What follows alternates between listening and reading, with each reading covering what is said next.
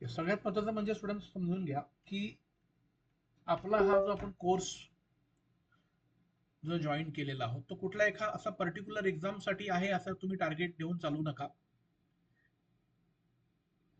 ज्याच्यामध्ये स्टुडंट्स कोणकोणत्या एक्झाम्स आपण कव्हर करणार आहोत ते पहिला नोट डाऊन करून घ्या. त्याच्यामध्ये स्टुडंट्स IBPS,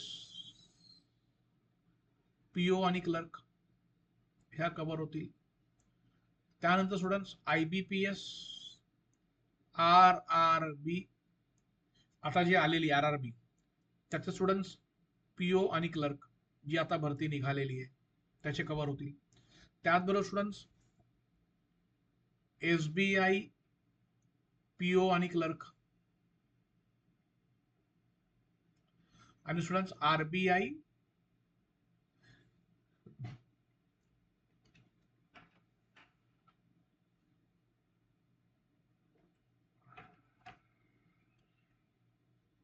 असिस्टंट.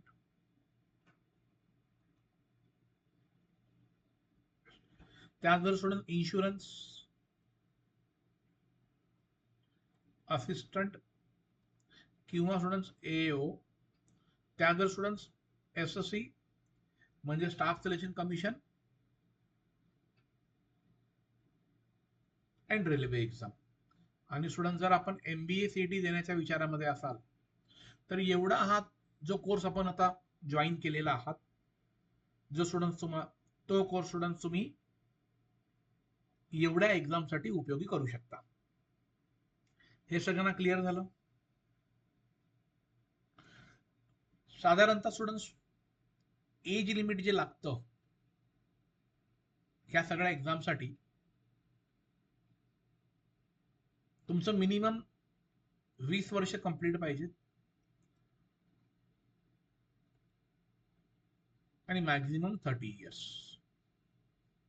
जर आपण स्टुडंट जनरल कॅटेगरीमध्ये ज्याला आपण म्हणतो ओपन कॅटेगरी पण स्टुडंट्स 33 इयर्स OBC ला आहे आणि स्टुडंट 35 इयर्स हे स्टुडंट्स SC आणि ST ला.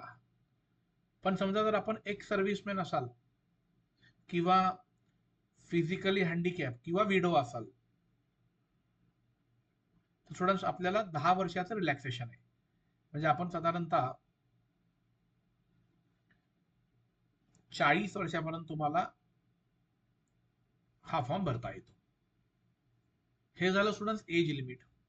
आता ह्याला स्टुडंट्स क्वालिफिकेशन काय रिक्वायर्ड आहे?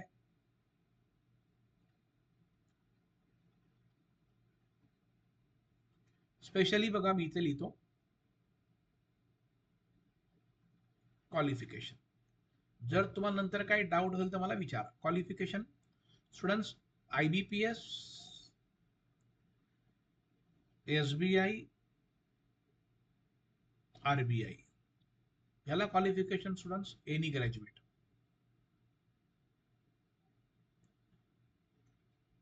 त्याच्यातला फक्त RBI ला 50% अट असते.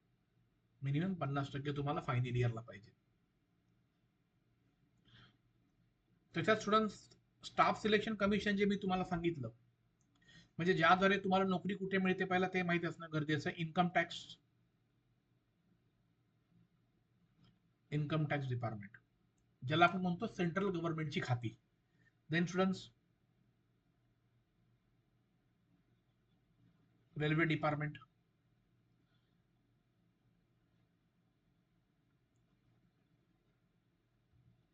Central excise department,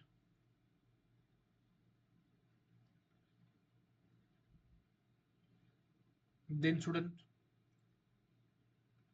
post department. अशी बरीचशी डिपार्टमेंट आहेत. असे साधारणतः 31 डिपार्टमेंट आहेत ज्या डिपार्टमेंटला आपल्याला स्टाफ सिलेक्शन कमिशन मार्फत ज्यावेळी परीक्षा येते तर ती तुम्हाला देता येते आणि ह्या डिपार्टमेंटला तुम्हाला काम करण्याची संधी मिळते.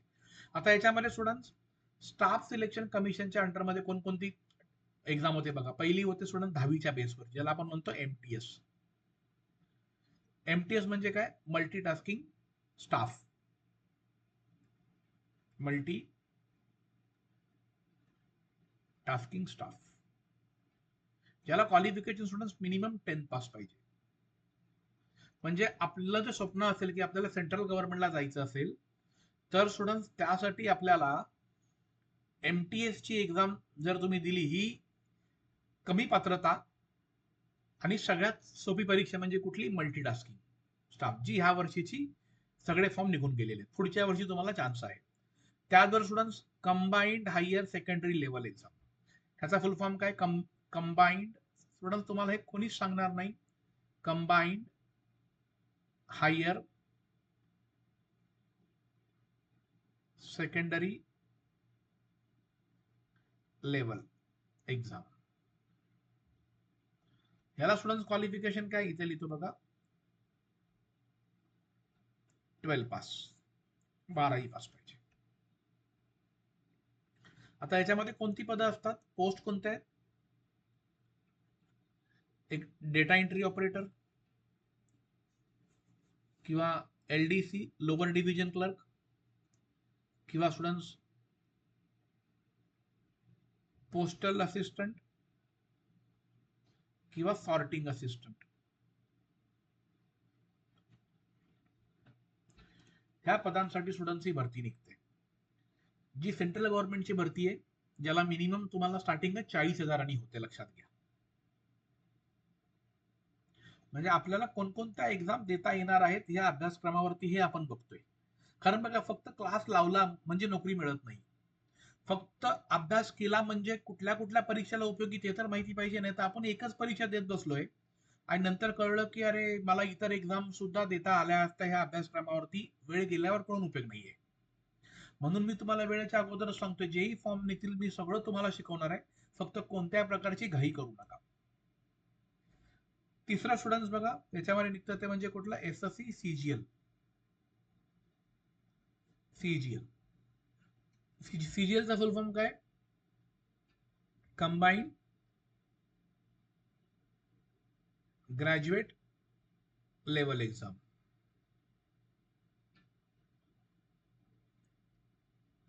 क्लिअर सगळ्यांना? ही झाली स्टुडंट CGL बद्दल माहिती. आता CGL म्हणजे काय स्टुडंट्स? की डायरेक्ट तुम्हाला ऑफिसर म्हणून नोकरी मिळते, म्हणजे ज्याला आपण शॉर्ट मध्ये म्हणतो इन्कम टॅक्स ऑफिसर. हे हा कुठे असतो? रेट टाकताना बघा, एखाद्याकडे जर पैसा माफ आहे आणि तो जर चुकीच्या मार्गाने जर कमवला असेल तर इन्कम टॅक्स वाले रेट टाकतात. त्याचबरोबर स्टुडंट बघा, custom officer. Custom officer normally तुम्हाला कुठे मिळतात स्टुडंट्स? एअरपोर्टवरती, जे व्हाईट ड्रेसमध्ये असतात बघा. म्हणजे बाहेरून समजा तुम्ही एखादी काय गोष्ट आणली आहे, त्याच्यावरती जर तुम्ही ड्युटी पे केली नसेल तर तुम्हाला कस्टम ऑफिसर अडवतात.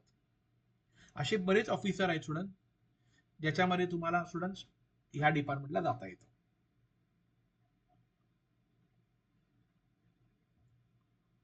नेक्स्ट स्टुडंट्स, आपल्याला समजा रेल्वेची तयारी करायची, तर आपण समजा स्टुडंट्स रेल्वेला आपल्याला NTPC नावाने भरती निघते, ज्याला आपण म्हणतो नॉन टेक्निकल पॉप्युलर कॅटेगरी. NTPCचा फुल फॉर्म काय आहे? Non technical popular category. Clear सगळ्यांना आहे? मग याच्यामध्ये स्टुडंट तुम्हाला कुठल्या पदासाठी मिळते? तर ticket collector, train clerk, ECRC म्हणजे काय? Inquiry cum reservation clerk.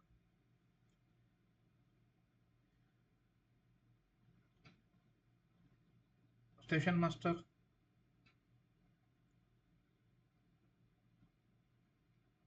Goods guard. या सगळ्या पदांसाठी तुम्हाला स्टुडंट्स रेल्वेमध्ये अप्लाय, जे टेक्निकल पदं नाहीयेत. मग स्टुडंट्स याला क्वालिफिकेशन, आता बघा SSC ला क्वालिफिकेशन काय रिक्वायर्ड आहे? 10वी 12वी किंवा ग्रॅज्युएट. ह्याला काय क्वालिफिकेशन आहे? ग्रॅज्युएट पाहिजे, नावातच ग्रॅज्युएट आहे बघा. पण रेल्वेसाठी स्टुडंट्स 12वी 12th किंवा ग्रॅज्युएट दोन्ही पदं निघतात. अंडर ग्रॅज्युएट किंवा ग्रॅज्युएट पदांसाठी पण भरती निघते. मग ज्या ज्यावेळी स्टुडंट्स ह्या भरती येतील त्याच्यावेळी तुम्हाला कळवण्यात येईल, लक्षात घ्या. हे सगळ्यांना क्लिअर झालं? आता स्टुडंट त्याच्यामध्ये सगळ्यात महत्वाचं काय बघा, हे आपण सगळ्यांनी लिहून घेतलं. म्हणजे पहिलं आपण काय बघितलं स्टुडंट्स, कोणकोणत्या एक्झाम्स आपण ह्या कव्हर करणार आहोत येणाऱ्या 4 महिन्यामध्ये. मग आपण साधारणतः याला एज लिमिट बघितलं, मिनिमम मॅक्झिमम. त्यानंतर स्टुडंट्स आपण काय पाहिलं की क्वालिफिकेशन बँकिंगसाठी एनी ग्रॅज्युएट एक्सेप्ट आरबीआय ला 50% कंपल्सरी आहे जर तुम्ही जनरल कॅटेगरीमध्ये असाल तर, जनरल किंवा ओबीसी ला. मग आपण एसएससी बघितलं. एसएससी मध्ये 3 एक्झाम होतात. एक मल्टीटास्किंग स्टाफ 10वीच्या बेसवरती, एक होते students combined higher secondary level exam 12वीच्या बेसवरती, त्याला पदांची नाव आहे DEO, LDC, postal assistant, sorting assistant. आणि तिसरं आपण बघितलं एसएससी मध्येच कंबाईंड ग्रॅज्युएट लेवल, जे ग्रॅज्युएट मुलांना देता येते. आणि चौथं आणि आपण नंतर बघितलं स्टुडंट्स रेल्वे एक्झाम्स. आता रेल्वेमध्ये स्टुडंट्स सगळ्यात फेमस कुठला, एनटीपीसी नॉन टेक्निकल, ज्याला 12वी किंवा ग्रॅज्युएट. ह्याच्यामध्ये दुसरं रेल्वे जे निघते स्टुडंट, ज्याला आपण म्हणतो बऱ्यापैकी मुलं अप्लाय करतात, ज्याला 10th पास पाहिजे, त्याचं नाव आहे स्टुडंट्स ग्रुप डी. ज्याची आता नोव्हेंबरला, म्हणजे रेल्वेची ह्या वर्षीची परीक्षा अनाउन्समेंट झालेली आहे. पुढच्या वर्षी कदाचित येईल. आणि आता 17 नोव्हेंबर पासून ग्रुप डी ची एक्झाम चालू होणार आहे. म्हणजे एसएससी मध्ये ग्रॅज्युएट मुलाला 3 संधी आहे, 3 वेळा फॉर्म भरता येतो. रेल्वेमध्ये 2-3 वेळा, एक 12वीच्या बेसवरती पण भरू शकतो, एक ग्रॅज्युएटच्या बेसवरती पण, आणि एक ग्रुप डी ला पण. कुठला विद्यार्थी, ग्रॅज्युएट विद्यार्थी, लक्षात घ्या. आणि बँकिंग मध्ये स्टुडंट तुम्हाला आयबीपीएस, एसबीआय, आरबीआय मध्ये इतर ठिकाणी फॉर्म भरता येतो. इन्शुरन्स मध्ये बघा, आता लक्षात घ्या, इन्शुरन्स मध्ये स्टुडंट्स पहिली गोष्ट म्हणजे मला नोकरी कोणती मिळते, तर त्याचं नाव आहे students AO. What is AO, हे बऱ्यापैकी मुलांना माहिती नसतं. त्याचं नाव आहे स्टुडंट असिस्टंट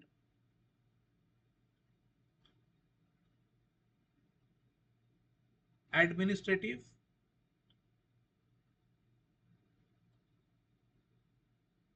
ऑफिसर.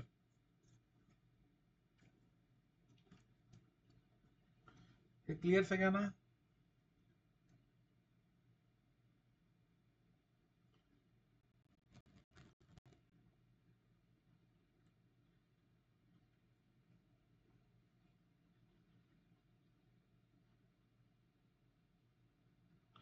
हॅलो, हा 10 मिनिटात येतो खाली, 10:10 संपवतोय. आलो की फोन करतो.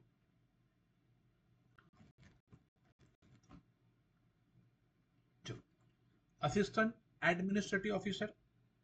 स्टुडंट्स आता इन्शुरन्स मध्ये कंपन्या कोणत्या आहेत लक्षात घ्या. हे स्टुडंट हे पॉलिसी विकण्याचं नाहीये, तर याच्यामध्ये तुम्हाला ऍडमिन मध्ये काम मिळतं, ऑफिसर लेवल ऑफिसमध्ये.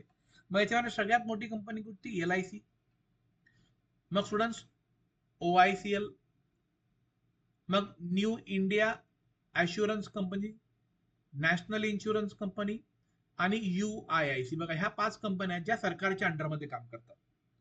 आता एलआयसी सगळ्यांना माहिती आहे, लाईफ इन्शुरन्स ऑफ कॉर्पोरेशन. ओआयसीएल म्हणजे काय, oriental insurance company limited. New India assurance company limited. नंतर NICL, national insurance company limited. आणि स्टुडंट नंतर काय, UIIC, United India insurance company limited. ह्या 5 कंपन्या स्टुडंट. आणि हे माहिती नव्हतं, LIC म्हणजे काय, life insurance corporation of India. Life insurance corporation of India. Insurance सेक्टरमध्ये गव्हर्नमेंटच्या कोणत्या कंपन्यात, ह्या 99% मुलांना माहिती. फक्त LIC सोडली की बाकीच्या कंपन्या कोणालाच माहिती नसतं. क्लिअर सगळ्यांना हे? आता या सगळ्या एक्झाम्सला विषय कोणते असतात आपण ते समजून घेऊया. हे सगळ्यांनी लिहून घेतलं? आतापर्यंत स्टुडंट जे झालं ते सगळ्यांनी लिहून घेतलं का? एकदा यस म्हणून टाईप करा चॅट बॉक्स मध्ये. रोशनी, भारत, भरत, अथर्व, नेहा, गणेश, कोमल, प्रणाली. ओके, चलो ठीक है, thank you so much, thank you so much. आता मेन स्टुडंट्स,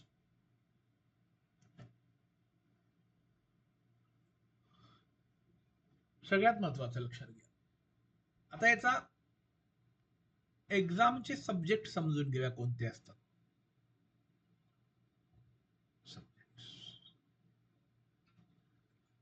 पहिला स्टुडंट सब्जेक्ट याच्यामध्ये तुमचा असतो तो म्हणजे रिझनिंग.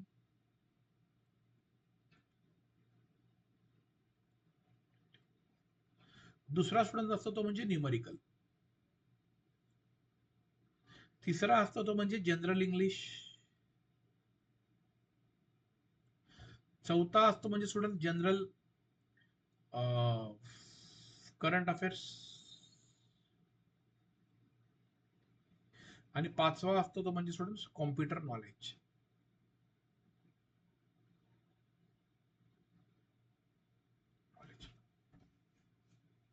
हे साधारणतः 5 विषय स्टुडंट्स बऱ्यापैकी एक्झाम्सला प्री किंवा मेन्सला कॉमन असतात.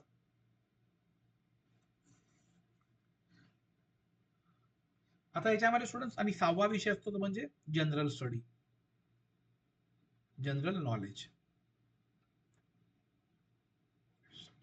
ज्याला आपण म्हणतो जीके.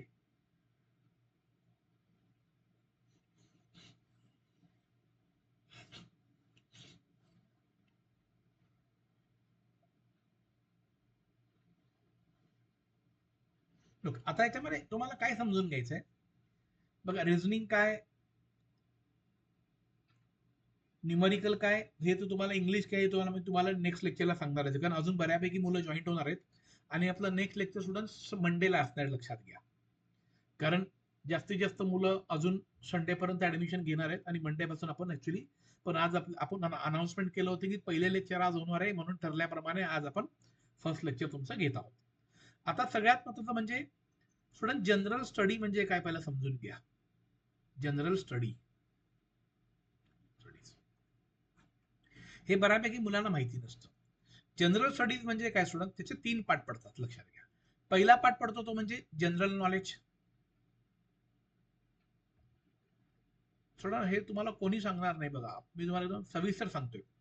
तिसरा पार्ट स्टुडंट पडतो तो म्हणजे स्टॅटिक जीके. आणि तिसरा पार्ट आहे स्टुडंट्स करंट अफेअर्स.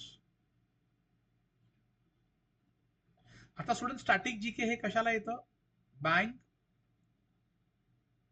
इन्शुरन्स आणि इतर एक्झाम्स म्हणजे एसएससी, रेल्वे एक्झाम्स.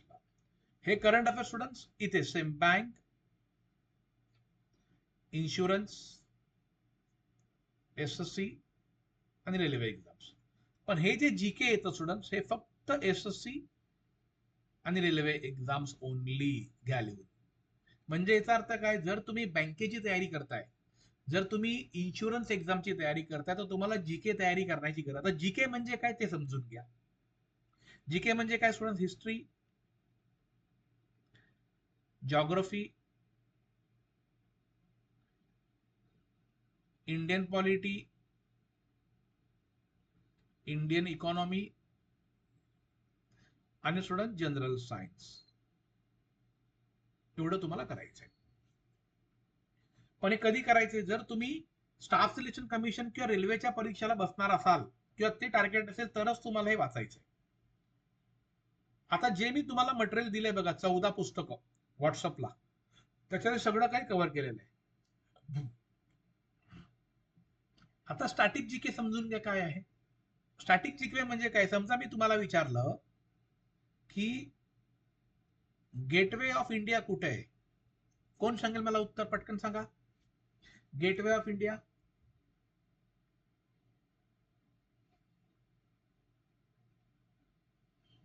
कोणी सांगू शकतं का मला?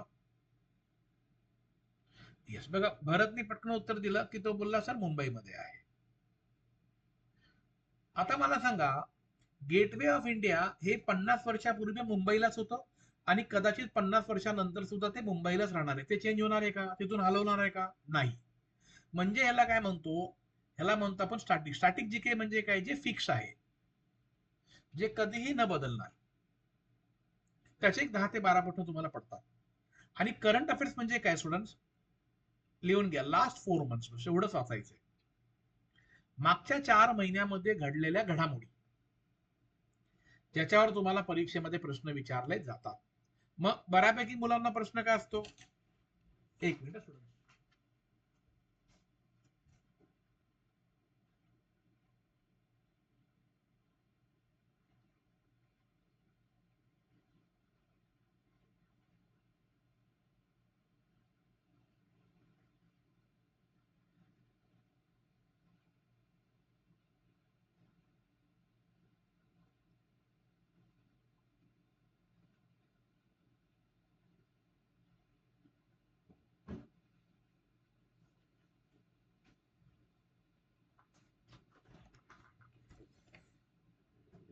ओके, हे समजलं. म्हणजे मागच्या 4 महिन्याचं ज्या स्टुडंट घडामोडी आहेत, त्याच्यावरती आधारित तुम्हाला हे प्रश्न परीक्षेमध्ये विचारले जातात, हे समजून घ्या.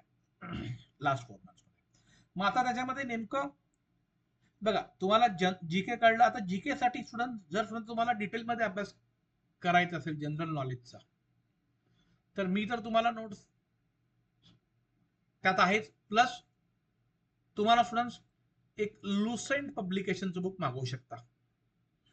लुसेंट पब्लिकेशन 160 रुपयाला काहीतरी आहे, 160 ते 180. आणि जर आपण एसएससी किंवा रेल्वेच्या एक्झामची तयारी करणार असाल तर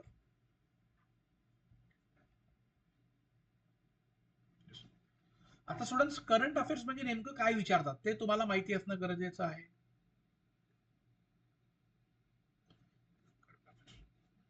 त्यात स्टुडंट्स पहिला पॉइंट जो आहे तो म्हणजे गव्हर्नमेंटच्या स्कीम्स. म्हणजे मागच्या 4 महिन्यात कोणत्या स्कीम्स लॉन्च केल्यात का, त्या बघा. कमिटी म्हणजे बघा, एक नीती आयोग कमिटी असते, म्हणजे त्यात कोणती कमिटी कोणत्या कामासाठी नेमलेली आहे, त्या कमिटीचं नाव माहिती आहे, त्याचं काम माहिती पाहिजे. तिसरं स्टुडंट्स, समिट्स. त्याला वेगळं नाव काय? फोरम. समिट्स म्हणजे काय स्टुडंट्स? की G8, G20 किंवा ब्रिक्स, हे जे काही मोठे देश आहेत ते मिळून एक मीटिंग असते, त्याला आपण काय म्हणतो? फोरम. मग ते कुठे होतं, त्या शहराचं नाव माहित पाहिजे. नंतर स्टुडंट स्पोर्ट्स, देन इव्हेंट्स, ज्याला आपण म्हणतो मेगा इव्हेंट्स. आता लक्षात घ्या, स्पोर्ट्स म्हणजे काय? की स्टुडंट्स क्रिकेट, फुटबॉल ह्याच्या संबंधित प्रश्न असतात, किंवा लॉन टेनिस. मेगा इव्हेंट्स म्हणजे काय? की जसं बघा, आता मोठ्या लेवलला ऑलिम्पिक्स घेतलं गेलं, तर ऑलिम्पिक्स कुठे झालं आणि पुढचं ऑलिम्पिक्स कुठे होणार आहे, अशा प्रकारच्या गोष्टी तुम्हाला याच्यात माहिती असणं गरजेचं आहे. त्यानंतर स्टुडंट्स,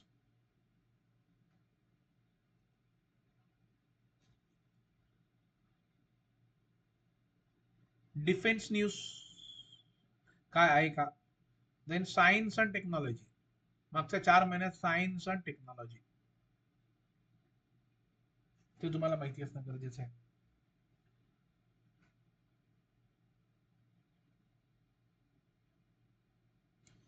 नंतर students, VVIP, visitors name.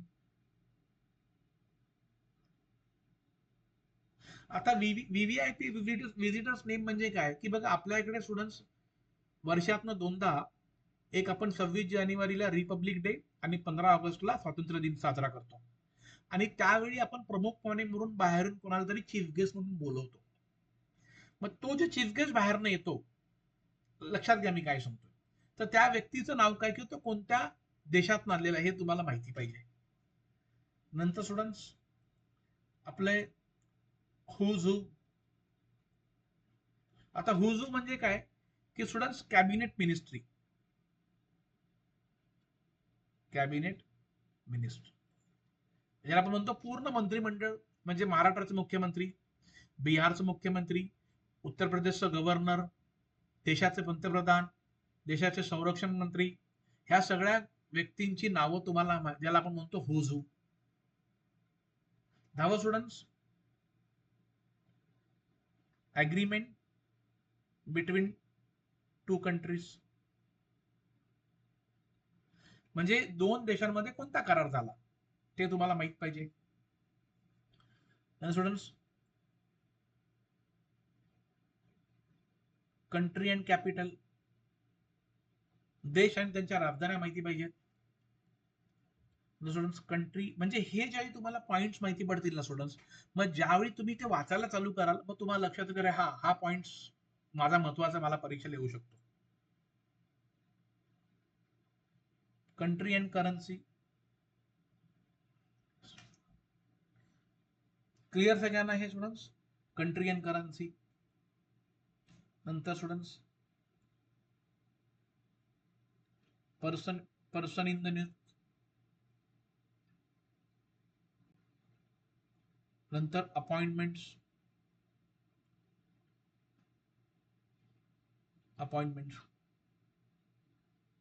Students 15 awards,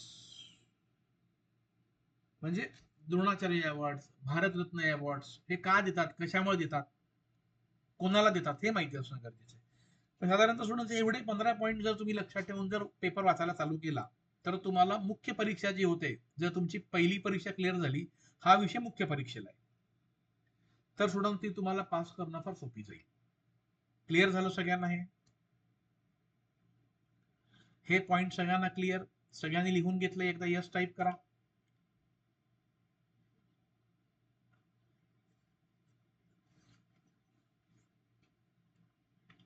great great. Sir माहिती मिळाली की नेमकं करंट अफेअर्स मध्ये मला मागच्या 4 महिन्यामध्ये काय घडलंय आणि कोणत्या टॉपिक वरती प्रश्न विचारणार ते तुम्हाला समजलेलं आहे.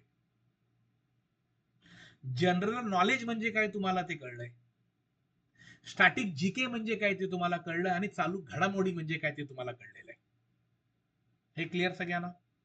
आता स्टुडंट्स, जी भरती सध्या चालू आहे 13,217 जागांसाठी 2 जागा आहेत, ऑफिसर, ऑफिस असिस्टंट आणि एक स्टुडंट्स ऑफिसर.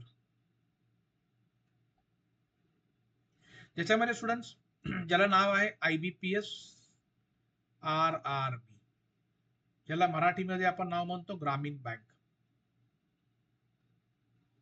आणि ती बँक कुठे स्टुडंट्स? छत्रपती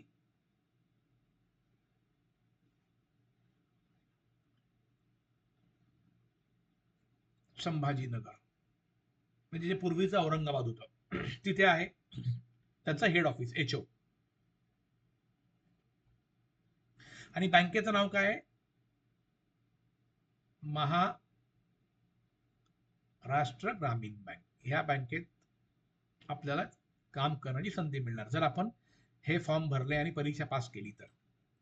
आता Maharashtra bank student sponsored by bank of Maharashtra, sponsored केलेले आणि अंडर गव्हर्नमेंट ऑफ इंडिया.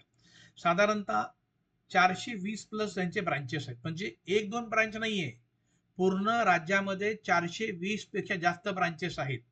हे लक्षात घ्या. फक्त ही ग्रामीण भागासाठी काम करणारी म्हणून याला नाव दिलेलं आहे महाराष्ट्र ग्रामीण बँक. दुसरी बँक कुठली आहे त्याच्याबद्दल सांगतो, विदर्भ.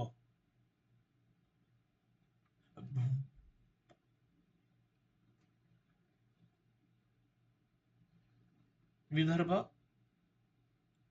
कोकण ग्रामीण बँक. आणि याचं हेड ऑफिस स्टुडंट्स कुठे आहे? नागपूरला. विदर्भावरून तुम्हाला कळलं असेल नागपूरला आहे. आणि याच्या साधारणतः 310 प्लस ब्रांचेस आहेत. पण सध्याची भरती निघाली ती ह्या बँकेसाठी निघाली, महाराष्ट्र ग्रामीण बँक. आता याच्यामध्ये स्टुडंट सगळ्यात महत्वाचं म्हणजे काय की ऑफिस असिस्टंट पदाला 2च राऊंड आहेत, प्री, मेन आणि जॉईनिंग. इथे स्टुडंट्स काय आहे, ऑफिसरला प्री, मेन, इंटरव्ह्यू मग जॉईनिंग. हे लक्षात घ्या, हा फरक आहे दोन्ही पदांमध्ये. पण समजा तुम्ही जर ऑफिसर म्हणून जॉईन झालात तर साधारणतः 2 ते 3 वर्षाच्या कालावधीत तुम्हाला ऑफिसर म्हणून प्रमोशन मिळतं, इंटरनली प्रमोशन देता येतं. म्हणून हे लक्षात घ्या, आज जरी तुम्ही क्लेरिकल पदाला जॉईन झालात म्हणजे आयुष्यभर तुम्हाला क्लर्क म्हणून काम नाही करायचंय. तर तुम्हाला इंटरनली प्रमोशन घेऊन वर जाण्याची संधी तुम्हाला वारंवार मिळत असते. हे सगळ्यांना क्लिअर झालं?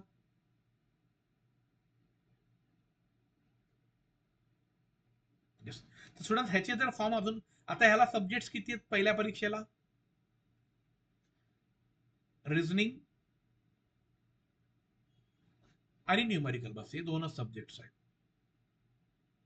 रिझनिंगचे प्रश्न किती असणार स्टुडंट? 40. ह्याचे 40 म्हणजे 80 प्रश्न आहेत. आणि तुम्हाला वेळ टाइम काय दिलाय? रिझनिंगला त्यांनी 25 मिनिटं दिलेत. ऑनलाईन परीक्षा आहे, ऑब्जेक्टिव्ह आहे. 25 मिनिटात संपले की हा सेक्शन आणि हा चालू होणार आणि ह्याला तुम्हाला 20 मिनिटं आहेत. म्हणजे इकडे टोटल झाली 45 मिनिटं. हे क्लिअर सगळ्यांना?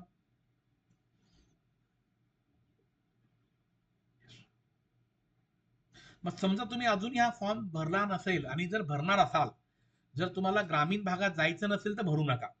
पण जर तुम्हाला ग्रामीण भागात राहता आणि ग्रामीण भागातच काम करायचं असेल तरच हा फॉर्म भरा.